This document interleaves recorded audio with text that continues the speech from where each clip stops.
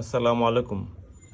আপনারা দেখছেন উগান্ডা এবং সাউথ সুদানের নীল নদীর অববাহিকায় উৎপাদিত পৃথিবীর একমাত্র জায়গা যেখান থেকে সেই বাটার, যেটার ভ্যারিয়েশন সেই নাইলোটিকা, নীল নদীর অববাহিকা এবং উগান্ডা সাউথ সুদানের কিছু অঞ্চলে সেই বাটার পাওয়া যায়।